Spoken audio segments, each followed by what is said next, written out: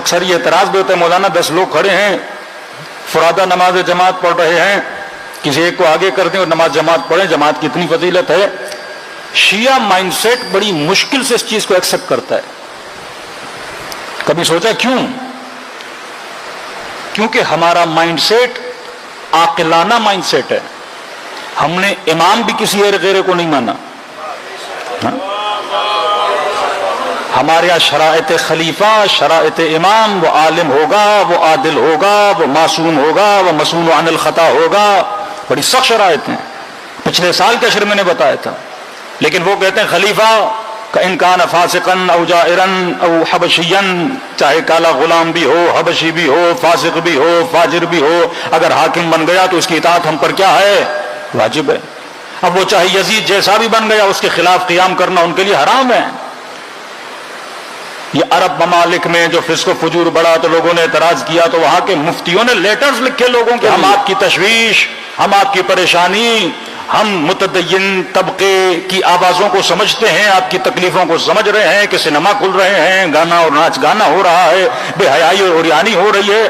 لیکن رسول خدا نے فرمایا اگر کوئی حاکم بن گیا وہ گویا اولی الامر ہے، اگر فاسق بھی ہے، اگر فاجر بھی ہے، کیسا بھی ہے، تم پر اس کی اطاعت کیا ہے؟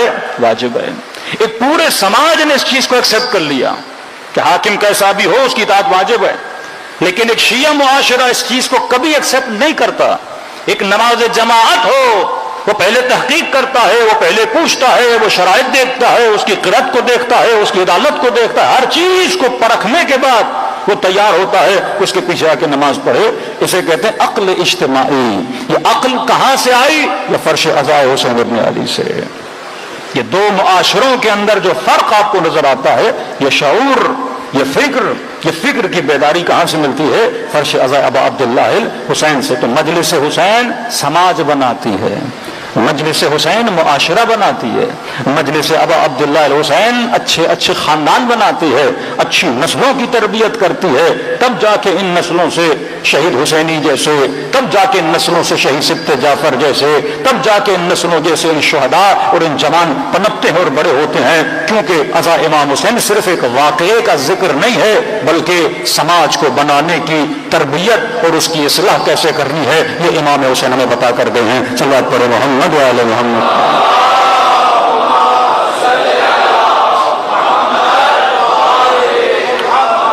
بڑے دقائق ہیں مکاتب اہل بیت میں۔ سورہ بقرہ کی آیت ہے کہ لوگو تم حق کو چھپاتے ہو جبکہ تمہیں پتا ہے کہ حق کیا ہے۔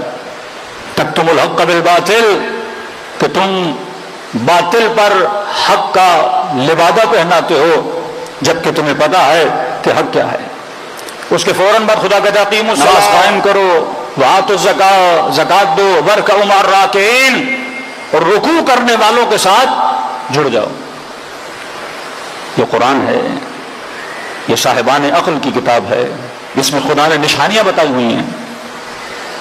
نماز کا بہترین جز کہ معصوم فرماتا ہے بندہ اللہ کے سب سے زیادہ قریب تب ہوتا ہے جب حالت سجدہ میں ہوتا ہے۔ لیکن یہ نہیں کہ واسجدوا مع الساجدین، واستعینوا بالصبر والصلاۃ، مدد مانگو صبر سے، مدد مانگو نماز سے، پھر رکوع کرنے والوں کے ساتھ جڑ جاؤ۔ یہ نہیں کہا کہ سجدے کرنے والوں کے ساتھ سجدے میں چلے جاؤ، یہ نہیں کہا نمازیوں کے ساتھ جڑ جاؤ، کہ رکوع کرنے والوں کے ساتھ رکوع میں چلے جاؤ۔ اکثر لوگ پوچھتے ہیں مولانا یہ کیوں نہیں آیا؟ نماز پڑھو، پورے قرآن میں جب بھی ذکر صلاح آیا ہے تو آواز آئی اقیموا الصلاۃ، نماز کو قائم کرو، نماز کو قائم کرو، مدد مانگو صبر سے۔ وَإِنَّهَا لَكَبِيرَةٌ إِلَّا عَلَى الْخَاشِعِينَ، ہائے تانیث ہے، انہا سے مطلب یہ نماز بڑی سخت ہے، لیکن اس پر عمل وہی کر سکتے ہیں جو خاشعین ہیں۔ اب 5 منٹ کے لیے سوچئے کہ نماز سخت ہے، صبر کرنا سخت ہے، کہ مدد مانگو صبر سے، مدد مانگو نماز سے، لیکن یہ نماز جو ہے یہ بڑی سخت ہے، اس پہ وہی چل سکتے ہیں جن کا دل کیا ہے؟ خاشع ہے۔ اب مجھے بتائیے کسی کا جوان بیٹا مر جائے، اس پہ صبر کرنا مشکل ہے یا 2 رکعت نماز پڑھنا؟ بندہ بلینر ہو ملینر ہو ایک رات میں زیرو پتی بن جائے، یہ مصیبت کبریٰ ہے، اس پہ صبر کرنا مشکل ہے، یا دوپہر کی 4 رکعت نماز پڑھنا مشکل ہے۔ نماز تو کار آسان ہے کہ 2 رکعت نماز پڑھنا جوان بیٹے کی موت پہ صبر کرنے سے آسان ہے۔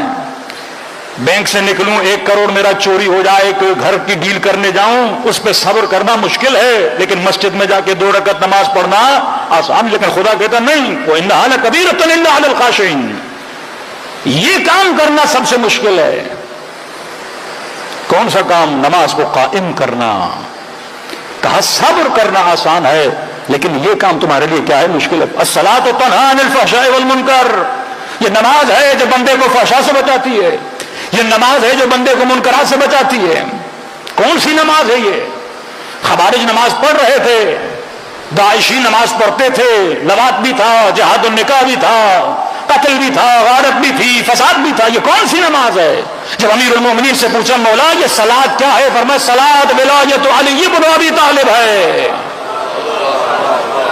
جس ولایت کو قائم کرنے سے تو فحشاء سے بھی بچے گا، تو بدکاری سے بھی بچے گا۔ وَإِنَّهَا لَكَبِيرَةٌ إِلَّا عَلَى الْخَاشِعِينَ، اس ولایت کو ایکسپٹ کرنا بہت مشکل ہے۔ آج مسلمان نمازی بن جائے گا، پر علی کی ولایت کو ایکسپٹ کرنا بڑا مشکل ہے۔ جب اس نظام ولایت میں چلو گے تو فحشاء سے بچو گے، جب اس نظام ولایت میں چلو گے۔ اب سورہ بقرہ نے کہا کہ وَارْكَعُوا مَعَ الرَّاكِعِينَ، اے صاحبان ایمان نماز قائم کرو اور رکوع والوں کے ساتھ مل جاؤ۔ بعض علماء کہتے ہیں قرآن کی آخری سورہ یا آخری سے پہلے والا نمبر ہے وہ سورہ مائدہ ہے۔ اب یہ کون ہیں وَارْكَعُوا مَعَ الرَّاكِعِينَ؟ جن کے ساتھ میں نے رکوع میں چلے جانا ہے۔ فَإِنَّمَا وَلِيُّكُمُ اللَّهُ وَرَسُولُهُ وَالَّذِينَ آمَنُوا الَّذِينَ يُقِيمُونَ الصَّلَاةَ وَيُؤْتُونَ الزَّكَاةَ وَهُمْ رَاكِعُونَ، یہ نہیں کہا وَهُمْ ساجدون۔ اللہ تمہارا ولی، اس کا رسول تمہارا ولی، تیسرا وہ ولی ہے جو حالت رکوع میں زکات دیتا ہوا نظر آ جائے، حالت سجدہ نہیں، حالت رکوع میں۔ یہ وہ موضوع اور وہ ٹاپک ہے، شیعہ ہو سنی ہو سب مانتے ہیں کہ علی بن ابی طالب نے حالت رکوع میں کیا دی تھی؟ زکات دی تھی۔ وہاں کا وَارْكَعُوا مَعَ الرَّاكِعِينَ، رکوع کرنے والوں کے ساتھ مل جاؤ۔ اب یہ رکوع کرنے والے کون ہیں؟ آخری آیت بتاتی ہے علی بن ابی طالب ہیں۔ زکات دینا رکوع میں، قرآن نشانیاں بتاتا ہے، کن کے لیے نشانیاں ہیں؟ صاحبان عقل کے لیے نشانیاں ہیں۔ ہمیشہ ولایت کو نماز کے ساتھ جوڑا گیا۔ رکوع کی بڑی اہمیت ہے، راز ہے یہ نماز جماعت۔ جس معاشرے میں جماعت نہیں اس معاشرے میں انسجام نہیں۔ سخت ترین روایات ہے، فرمایا یہاں تک کہ اگر تمہارا سر نو کے نیزہ پر بھی ہو تو جماعت کو ترک نہ کرنا۔ کیا ہے اس جماعت میں؟ جماعت ایک شیعہ معاشرے کی ٹریننگ کا نام ہے۔ جماعت کہ دن میں 5 مرتبہ جب نماز میں آتے ہو، یہ نماز میں صرف آنا نہیں، یہ آپ کے وجود کو ولائی معاشرہ بنانے کے لیے ٹریننگ دی جا رہی ہے۔ ہوتا کیا ہے نماز جماعت میں؟ نماز جماعت میں ایک پیش امام، لفظ امام، امام کا مطلب رہبر، امام کا مطلب لیڈر، امام کا مطلب یہ اس پورے مجمع کو کیا کرے گا؟ لیڈ کرے گا۔ اس کے پیچھے لوگ کھڑے ہوتے ہیں، حمد و سورہ امام جماعت پڑھے گا، پورا مجمع اس کے پیچھے خاموش کھڑا رہے گا۔ امام جماعت چلے گا تو معاشرہ چلے گا، امام جماعت رکوع میں جائے گا تو معاشرہ رکوع میں جائے گا، امام جماعت سجدے میں جائے گا تو معاشرہ سجدے میں جائے گا۔ یہ دن میں 5 مرتبہ کیا کی جا رہی ہے؟ آپ کو اطاعت سکھائی جا رہی ہے کہ اگر ایک معاشرے میں ترقی چاہتے ہو تو اس میں امام کا ہونا بہت ضروری ہے، رہبر کا ہونا بہت ضروری ہے، لیڈر کا ہونا بہت ضروری ہے۔ دوسرا سکوت، بولے گا امام، ماموم خاموش ہوگا۔ لیکن سوال یہ نہیں کہ ماموم ہر امام کے پیچھے کھڑا ہو جائے۔ پہلے انتخاب امام ہے کہ جس کو تم معاشرے کی یا نماز جماعت کی لیڈنگ کے لیے اس مصلی عبادت پہ بٹھا رہے ہو، پہلے سرچ کرو گے، پہلے اس کا کردار دیکھو گے، پہلے اس کی رفتار دیکھو گے، پہلے اس کی قرآن دیکھو گے، پہلے اس کا دین دیکھو گے، اس کے بعد اس کے پیچھے کھڑے ہو جاؤ گے۔ اب جب تم نے اس کو امام بنا لیا تو پھر تم نے سکوت کرنا ہے، پھر تم نے اس کی امامت میں چلنا ہے۔ یہ قوت معاشرہ شیعہ ہے، یہ طاقت ہے، کیونکہ ولایت چل ہی نہیں سکتی اگر ولایت میں رہبریت نہیں ہے، اگر ولایت میں امامت نہیں ہے۔ آج مسئلہ رہبریت ہے. آپ دیکھ لیں پوری دنیا میں سب سے زیادہ شیعہ ایران میں، اس کے بعد پاکستان میں، اس کے بعد دوسرے ملک ہیں. یہ شیعہ مختلف معاصر و حالات میں پریشان آپ کو نظر آئے.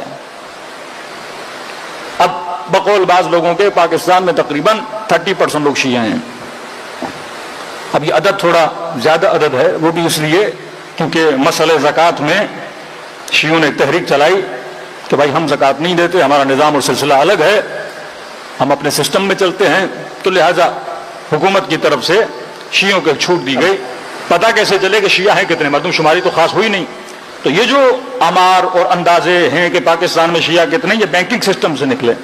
کیونکہ بینک میں جو فارم بھرا جاتا ہے اس میں لکھا جاتا ہے میں شیعہ ہوں، تاکہ سالانہ جو زکوٰۃ کرتی ہے نہ کٹے. اب 30% کیسے بنے؟ کیونکہ کئی ایسے ہمارے برادران اہل سنت تھے جو زکوٰۃ کٹوانا نہیں چاہتے، تو انہوں نے فارم میں کیا لکھوا دیا کہ ہم شیعہ ہیں. تو تھوڑے 6-7% آپ کا عدد کیا ہو گیا مردم شماری کے اعتبار سے وہ بڑھ گیا. لیکن ایک اندازے کے مطابق 20 سے 25% یا 22% شیعہ ہیں. لیکن سوال ہے کہ جس ملک میں 20% سے 22% شیعہ ہوں، جمہوریت کے اعتبار سے اس ملک کی قومی اسمبلی میں 20% شیعہ نمائندگی ہونی چاہیے. مطلب 20 MNA آپ کے ہونے چاہیے، اور 20% نکالیں ٹوٹل MNA کتنے، اس کا 20% شیعہ ہونا چاہیے. پر پوچھئے کہ کوٹے کے بیس میں خیرات میں 1-2 سیٹیں ملنا اور ہے، لیکن منظم طریقے سے آپ کی نمائندگی وہاں ہونی چاہیے ڈیموکریسی کے سسٹم میں. نہیں ہے. کیوں نہیں ہے؟ کیونکہ ہم نے نہ اس ولایت کو سمجھا، نہ ہم نے فلسفہ نماز کو سمجھا. جب تک معاشرے میں امامت نہ ہو، نظام ولایت نہ ہو، رہبریت نہ ہو، لیڈرشپ نہ ہو، اور لوگوں کے اندر وہ اطاعت نہ ہو جو معصوم نے سکھائی ہے، تب تک وہ معاشرہ پنپ نہیں سکتا. یہ ناکامی تھی ان معاشروں کی. یہ تو انقلاب اسلامی کے بعد ایک رد و بدل آیا، لوگوں کے اندر تصور رہبریت لیڈرشپ پیدا ہوا کہ شیعہ معاشرہ کا کانسیپٹ آف امامت یہ ہے کہ تم بغیر امام کے نہیں چل سکتے. امام ہے تو امام کی رہبریت میں، اور امام نہیں ہے تو کوئی ایسا فرد ڈھونڈو جو اخلاق میں، جو کردار میں، جو رفتار میں امام کی سیرت پہ چلنے والا ہو، کیونکہ تم نے نماز تو پڑھنی ہے. سماج بغیر لیڈرشپ کے چل ہی نہیں سکتا. اب آپ کہو کہ امام نہیں ہے تو کیا ہم تعطیل کر دیں، معطل کر دیں، ہم لوگوں کو چھٹی پہ بھیج دیں؟ اس معاشرے نے چلنا ہے، اس سماج نے چلنا ہے. تو سماج بغیر لیڈر کے کیسے چلے گا؟